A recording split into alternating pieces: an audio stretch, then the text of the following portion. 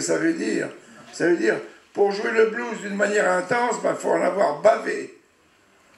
Et j'avais reçu un disque, certainement parmi les tout premiers arrivés en Europe, d'un groupe, je pensais, qui s'appelait, sur la marque Aristocrate, celle qui était avant Chess, et des Muddy Waters. Alors je lui dis, tiens, c'est un bon groupe, ça, c'est Muddy Waters. Il éclate de rire, il me dit, mais non, c'est pas un groupe, c'est un mec. Il s'appelle McKinley Morganfield. À côté, 3 minutes de l'autre. C'est ce que je fais venir des États-Unis, avec des correspondants. Le seul moyen, on ne pouvait pas envoyer d'argent. Donc c'était le troc. J'envoyais 12 disques français, des Django Reinhardt, etc. Et je recevais 12 disques que je demandais à mes correspondants. J'étais avec ma femme, avec mon fils à Paris, et il y avait le bassiste Willie Dixon, qui jouait souvent avec lui. Parolier célèbre, qui était le meneur de jeu de la marque Chess à Chicago. Et je suis assis. Mon fils s'était acheté, il avait les moyens, il avait beaucoup de succès en Europe. C'était d'acheter une Jaguar, mais vous savez, le genre limousine. Bon. Il conduit la Jaguar, j'étais assis à côté de lui. Derrière, il y avait Willie Dixon, Massif et ma femme. Et il commence, Willie Dixon, à entreprendre gentiment ma femme. Et il y a un fils qui voit dans le rétroviseur ce qu'il faisait. Il lui dit, attention, je te signale que son mari est assis à côté de moi. Et Willie Dixon lui répond calmement, ça ne me gêne pas du tout. Soyons simples. Alors, il y a un flic qui dit, ah ben c'est bien la première fois que je vois un blanc, un patron qui conduit, alors que le chauffeur est en train de dormir derrière. Bon, allez, on va continuer. Un autre qui a été important dans ma vie. Ah, on n'a pas écouté Wish Me Well. Tiens. Voilà, ça c'est à Bayonne. Le premier disque qu'il a fait en Europe. Seul. Never been to Memphis. I only born there.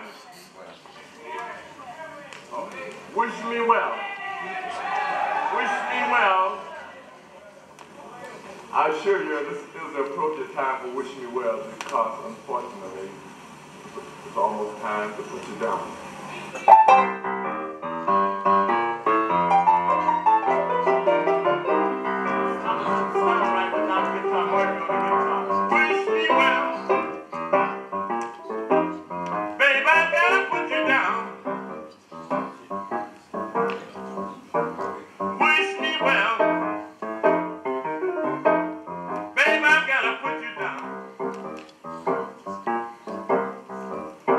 I'm in love with you, baby.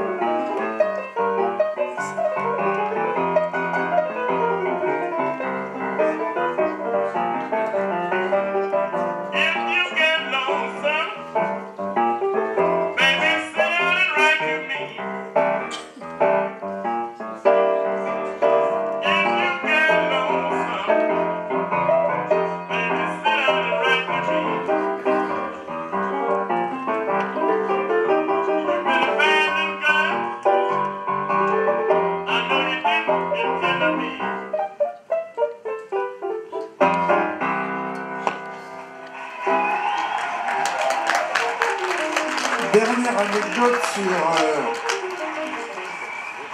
une fois que je l'ai entendu, c'était à Paris autour de 62, un American Folk Blues Festival, et ça s'était passé comme ça. Il y avait un ampli magnifique, un Fender, et personne. Il était en coulisses, et on commence à entendre cette guitare amplifiée d'une manière unique, résonnant là dans Playel ou je ne sais quoi. Il est arrivé en jouant de la guitare, en la tenant comme il faisait d'habitude, pas comme ça, mais il la mettait à plat. Et il jouait comme ça. Alors, je voyais ses doigts, il faisait ça comme... Alors que les autres, on voit bien qu'ils mettent... Mais lui, on a l'impression qu'il tripotait simplement le manche, là. Alors, je lui ai dit une fois, quand je l'ai fait venir et qu'il était chez moi, je lui ai dit, mais ça a l'air... comment tu fais, là, pour tirer des sons d'une telle pureté sans avoir l'air d'appuyer sur tes notes? Il dit, mais tu pourras en faire pareil. J'ai dit, oui, ils sont 20 000 aux États-Unis à chercher à jouer comme toi, et moi qui ne sais pas jouer de la guitare, je vais être capable de le faire. Eh bien non. Eh bien, c'était mystérieux.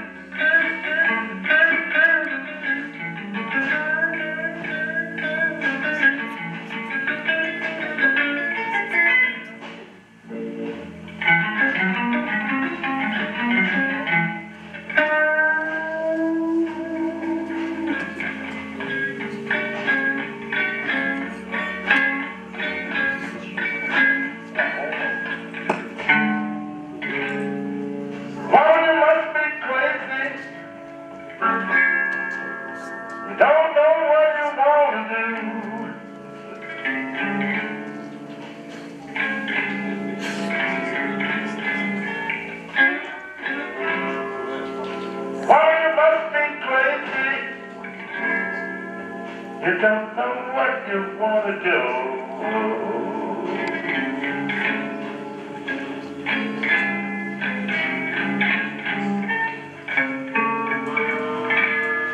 Just where could you be going, baby? After all I've done for you.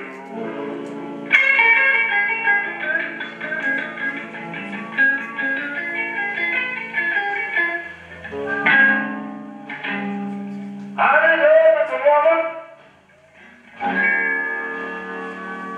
but she's not in love with me.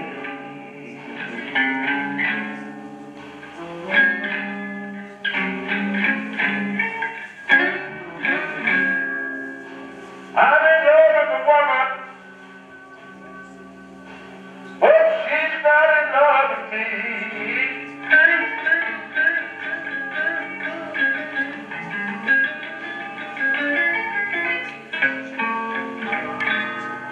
Yes, I love a woman.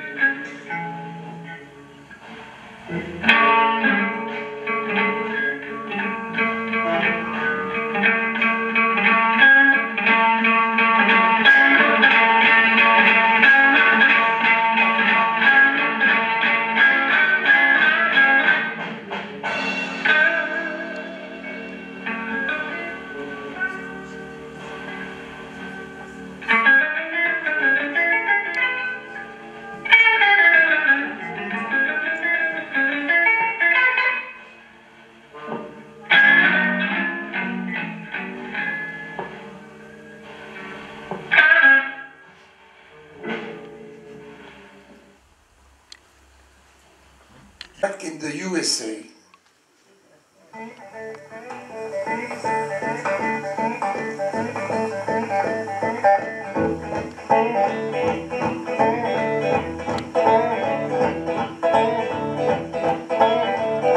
Be so glad when I get back to my home again. I'd be so glad I get back home again. Get back home in the USA. I know my baby, she gonna jump and shout. Know my baby, she gonna jump and shout. Airplane hit the runway, hit the runway, hit the runway. I come walking out.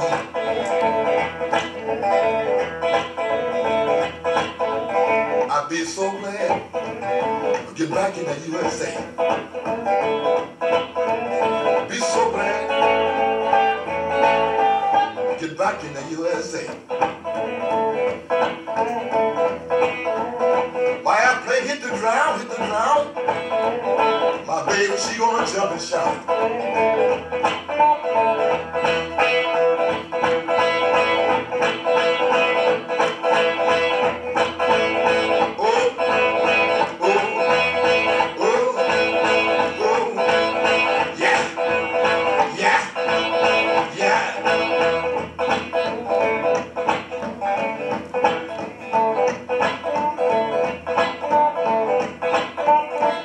So good, I'm back in the USA.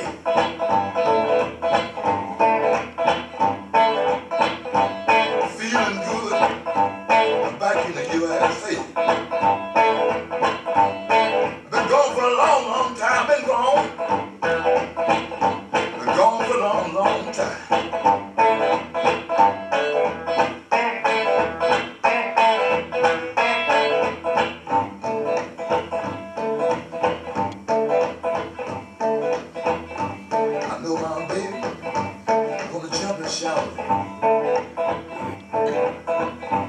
I know my baby gonna jump and shout.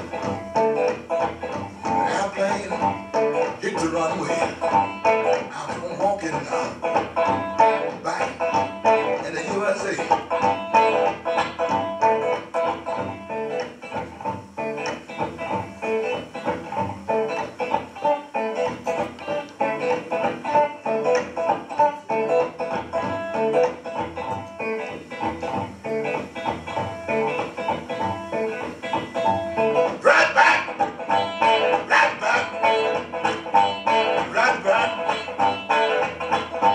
In the USA.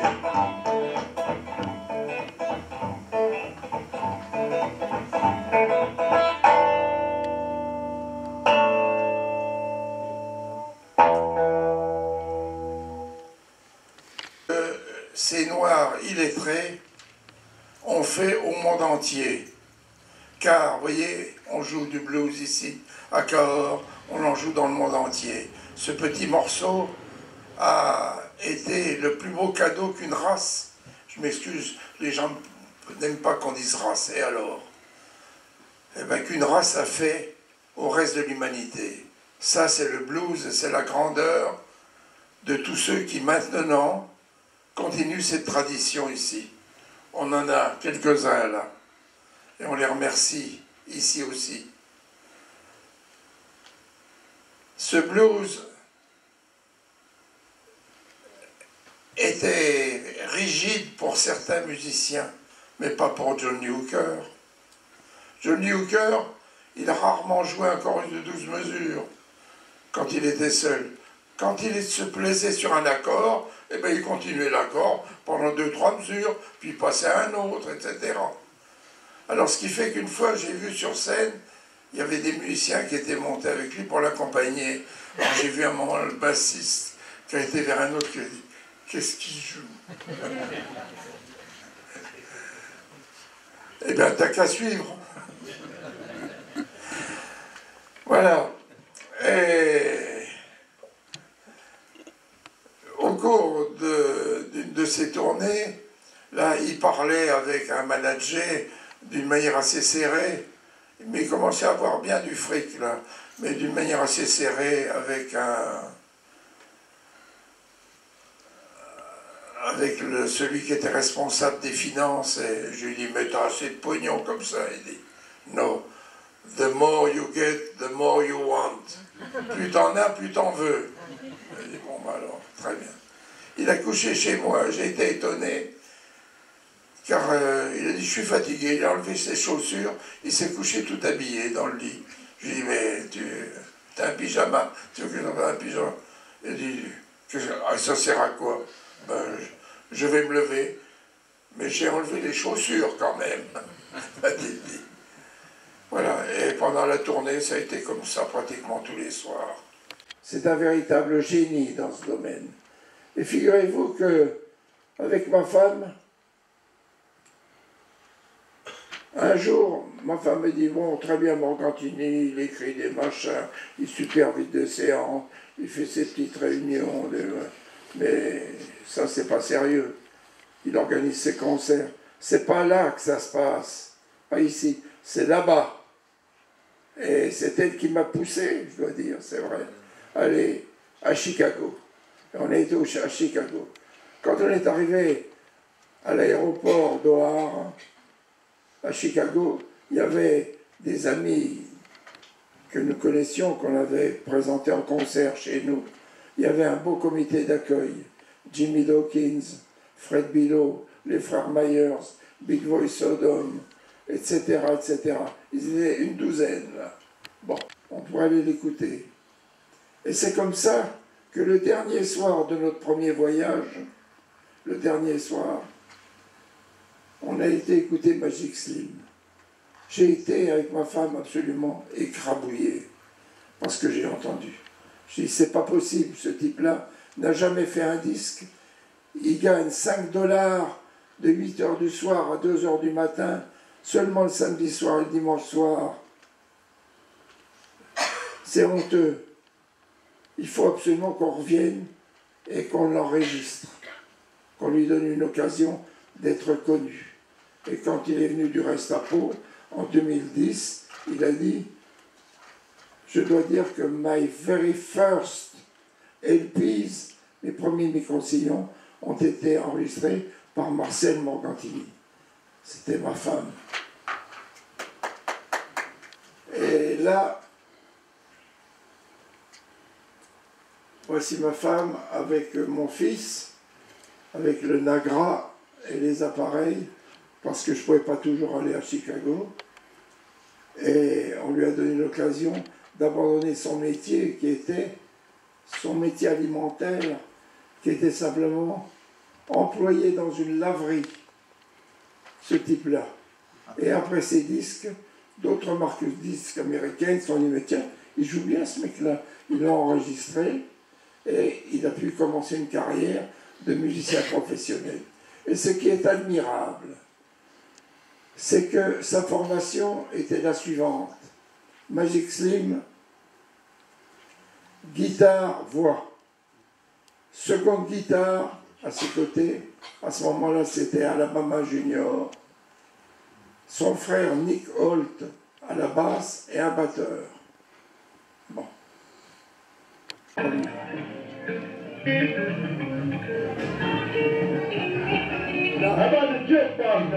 Vous avez l'atmosphère de la boîte telle que je l'ai pris en 75, en juillet 75.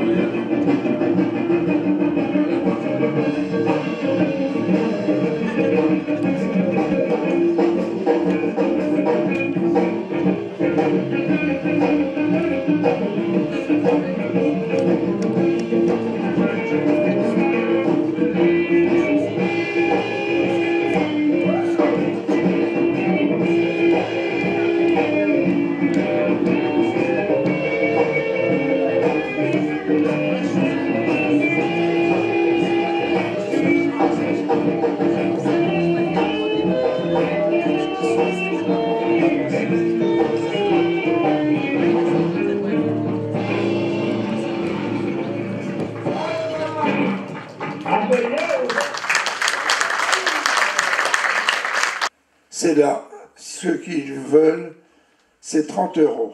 Je peux même leur dédicacer, mais encore une fois, je le répète, la dédicace, c'est 737,45 €. Si vous en prenez plusieurs, je ferai l'abandon des 45 centimes. Bravo. Bravo, merci Jacques.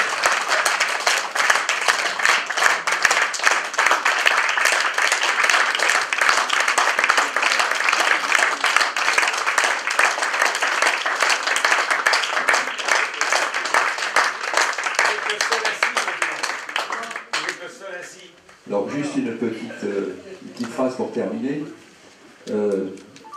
D'abord, je tiens à remercier au nom de tous cette conférence improvisée, je dirais, parce qu'on a bouclé ça dans les moments. Et l'année prochaine, il sera à nouveau là. Voilà, pour une autre conférence. Il a combien de petites erreurs? Le DVD, c'est pas 40 minutes, mais c'est 4 heures. Voilà, 4 heures de musique, de documents exceptionnels. Vous avez eu la primeur tout à l'heure d'écouter Chicken Shack. C'est la première fois qu'il le faisait entendre. Il a un véritable trésor, cette version de Magic Sling. C'est la première fois au monde qu'elle est entendue. Voilà, donc c'est un grand moment, et publiquement. Et il en a plein comme ça. Il y en a dans le DVD. C'est une richesse voilà, pour les amateurs, les historiens. C'est vraiment formidable. Et ce monsieur est un magicien. Il a son petit-fils qui fait une école de magie. Et par magie, vous devez revivre, apparaître sur scène les Bouzins. Bravo.